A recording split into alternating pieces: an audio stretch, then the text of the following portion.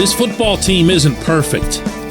This football team has a lot of work ahead to improve in every single facet. Yes, including whichever facets you might have loved in Cincinnati. But I'll tell you one thing that's already in place, maybe even more than they expected, and that's that there's some serious fight in that room. Good morning to you. Good Thursday morning. I'm Dejan Kovacevic of DK Pittsburgh Sports. This is Daily Shot of Steelers. It comes your way bright and early every weekday if you're into hockey and or baseball. I also offer daily shots of Penguins and Pirates. I spent the day with the Steelers yesterday at the UPMC Rooney Sports Complex, and I got to tell you, it was a pretty uplifting experience. You know how that goes. You're in an environment where everybody's feeling good. You have a hard time being immune to that. You're not going to be the sourpuss at a celebration. And while this would have stopped well short of being a celebration, there was a sense of relief. They held a practice that was a little bit more of a walkthrough, and every player, all five of them who'd been hurt in Cincinnati, was present as confirmed by all of the various participants.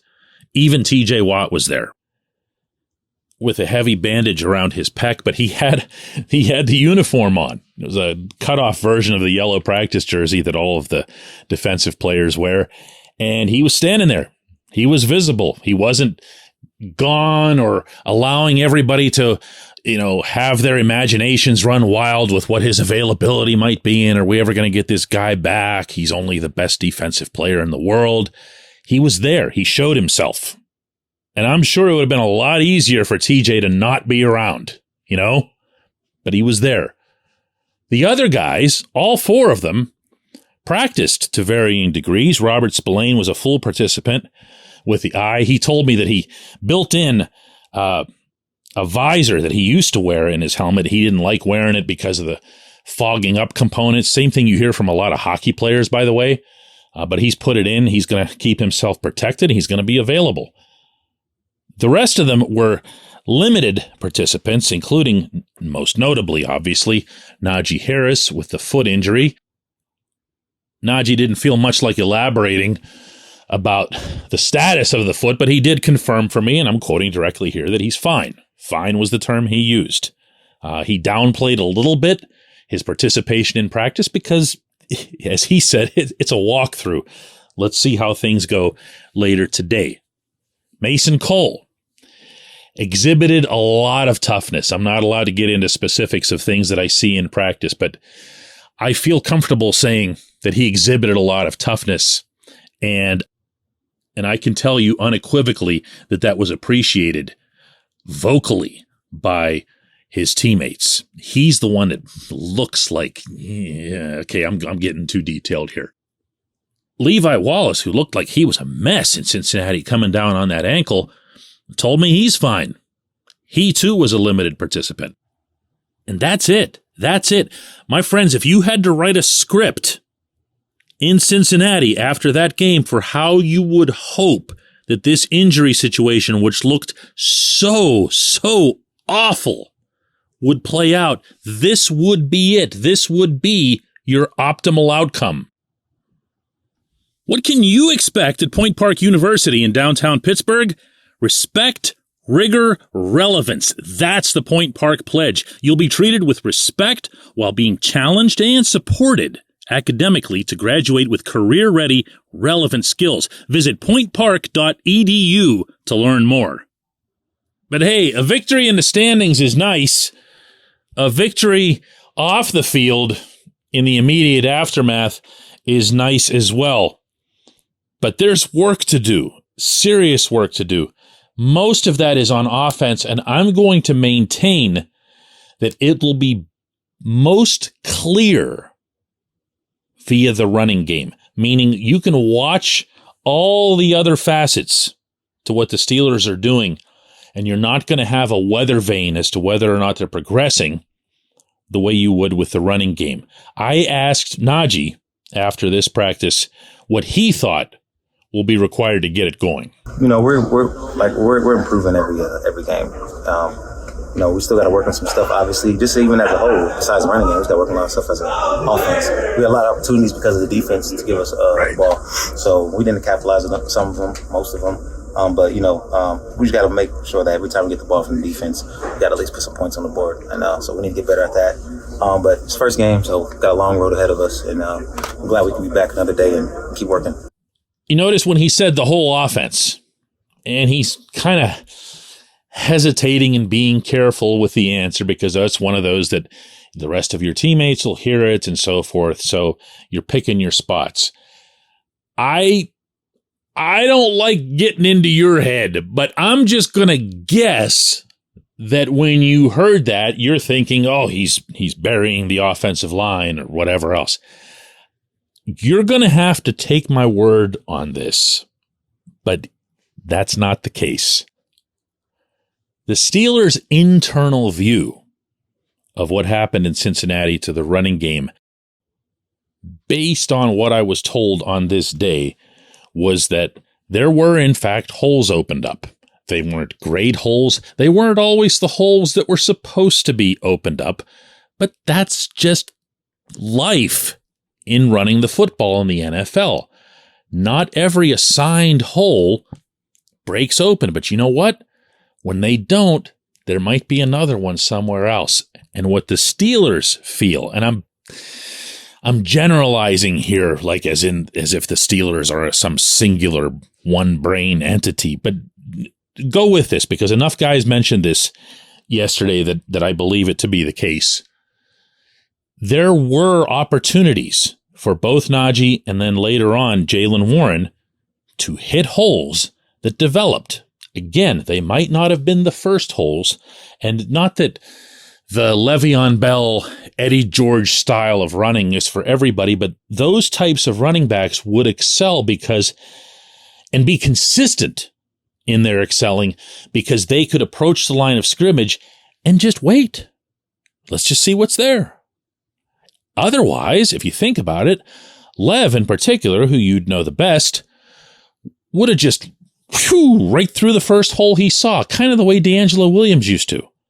Well, this offensive line isn't where it needs to be. I'm not sitting here making excuses for an offensive line that I've been both ripping and doubting for months. I'm dealing with whatever the facts happen to be on the ground. And after watching this game in Cincinnati live, and then after watching it again on film, and then going over to the Steelers headquarters and talking to people about it, that's been the consensus, that this team needs everything to get right, to get the running game going. And that, by the way, doesn't exclude passing downfield and getting all these guys out of the box. Because believe you me, the Bengals loaded up. When we come back, J1Q.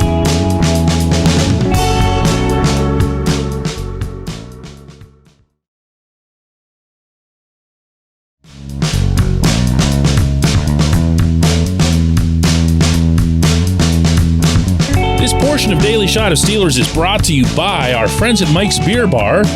They're located directly across Federal Street from PNC Park. They are the one, the only, the premier destination in Pittsburgh for craft beer. More than 500 craft beers available, more than 350 of those local, and more than 80 of those on tap. Mike's can't be topped, not for beer, not for the awesome kitchen and menu that's available, and not for all the special events that are going on there. Check them out online at mikesbeerbar.com. Mike's Beer Bar, right across Federal Street from PNC Park. And today's J1Q comes from John Matthews, who asks, "What's up, DK? I feel you on the slow start for the offense, but like Mike Tomlin said, we all knew that unit was a project coming in. We as Steelers fans have been spoiled by winning and years of dynamic play from Ben and other talented guys. The interesting thing is that for the little that Mitch Trubisky did, he didn't turn the ball over, and he put the Steelers in position to win the game. I tip my hat to the guy and expect to see growth every week." Well, John, I'll hold you to that last line. You should expect to see growth, and that's been my only point here. Man, I am getting roasted alive in some of these comments, how I hate Mitch and everything else. I'm the one that's been advocating for him to be the starting guy even when the Kenny crew was coming after me.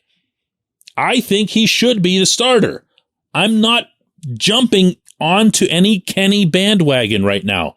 All I'm saying and have been saying since Cincinnati is that he needs to be better. He needs to be more ambitious, and maybe the head coach and everybody else kind of needs to not worry so much. Yeah, there was a 17-3 lead. Who thought that anybody was going to be sitting on a 17-3 lead against that offense? What the Steelers really needed to do was to prioritize moving the football. And since they weren't moving it on the ground, as we just discussed in the opening segment, they needed to move it some other way.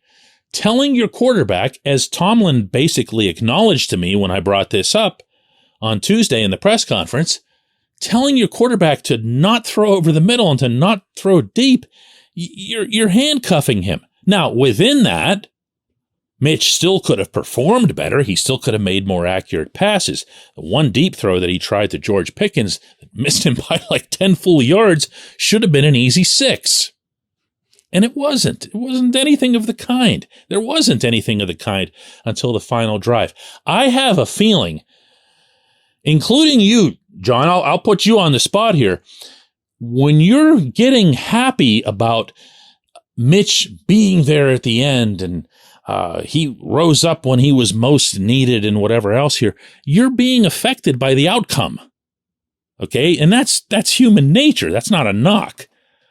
You're seeing, well, here's a win. Here's how it played out. Yay, Mitch. Fact of the matter is, Mitch could have won that game many times over. It didn't need to go to overtime. He didn't need to have his defense on the field for 100 snaps. The Steelers needed at some point or other one decent drive in the second half. That's it. Is that asking a lot of your quarterback, of your number one quarterback? I don't think it is. I don't think it's actually unfair to go criticizing him over it. Look, I'll say it again. Whenever you bring up anything related to team sports and you start talking about a single player or even a single element, it sounds like, at least to some people, you're focusing 100% of the blame on something. I don't believe in doing that, mostly because I don't believe it exists. As you heard Najee say in his answer to me, this was on the whole offense. Nobody really did particularly well, including him. So yeah, John, like you, I hope it keeps getting better. I hope the quarterback keeps getting better. That's not bashing anything. I appreciate the question. I appreciate everyone listening to Daily Shot of Steelers. We'll do another one of these tomorrow that looks a little bit more ahead to the matchup with the Patriots this weekend.